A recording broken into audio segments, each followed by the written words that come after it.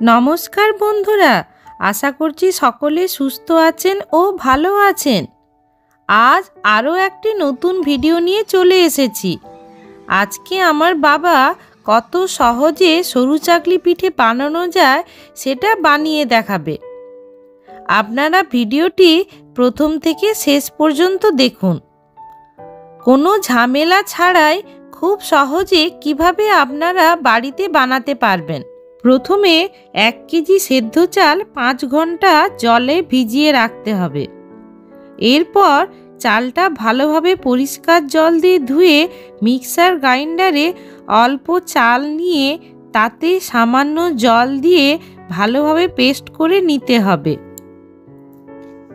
কোনো দানা দানা থাকলে চলবে না, তাই প্রথমে বেশি জল দিয়ে পেস্ট করা যাবে না। অল্প জল দিলে তবেই সুন্দরভাবে চালটা পেস্ট হবে। পেস্ট করার পর একটি পাত্রে ঢেলে নিতে হবে। এইভাবে সমস্ত চাল পেস্ট করে নিতে হবে। এবার সমস্ত চালটা পেস্ট করার পর একটি বড় পাত্রে ঢেলে এর মধ্যে পরিমাণ মতো লবণ দিয়ে অল্প অল্প জল দিয়ে চালের পেস্টটা পাতলা করতে হবে।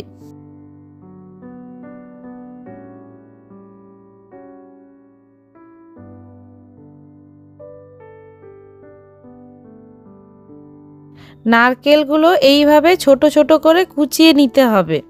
এবার এর মধ্যে কুচনো নারকেল দিয়ে ভালোভাবে আবারও মেখে নিতে হবে।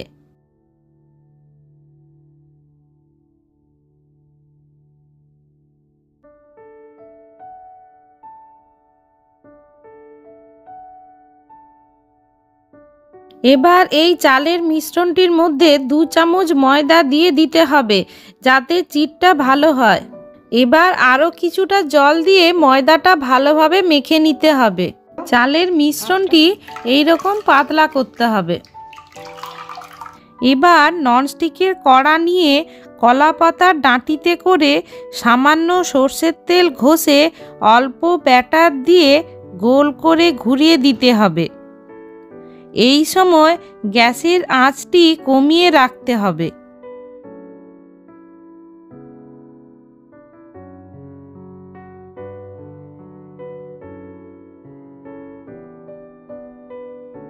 আমার ছেলে এই সরু চাকলি পিঠে খেতে খুবই ভালোবাসে, তাই নাতির আবদারে দাদু আজকে এই পিঠে বানাচ্ছে। সরু চাকলি পিঠেটা যখন হয়ে আসবে তখন নিজে থেকে উঠে আসবে, কোনো খুন্তির দরকার নেই। এইভাবে সমস্ত পিঠে বাবা একে একে বানিয়ে নিল।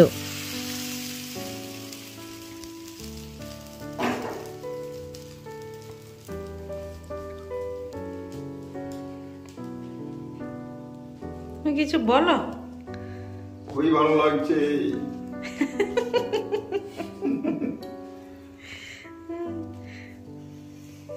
সরু চাকলি পিঠেগুলো এত নরম হয়েছিল যে হাত দিলেই ছিঁড়ে যাচ্ছে। পিঠে বানাতে বানাতে বাবা আমাদেরকে খাওয়ার জন্য একটি প্লেটে খেজুর গুড়ের সাথে সাজিয়ে দিল। বন্ধুরা, আমার আজকের ভিডিওটি এই পর্যন্ত।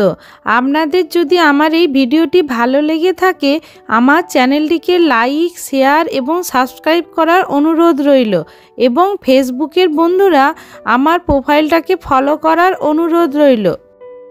দেখা হবে আরও একটি নতুন ভিডিও নিয়ে। বন্ধুরা, আপনারা সকলেই সুস্থ থাকবেন, ভালো থাকবেন।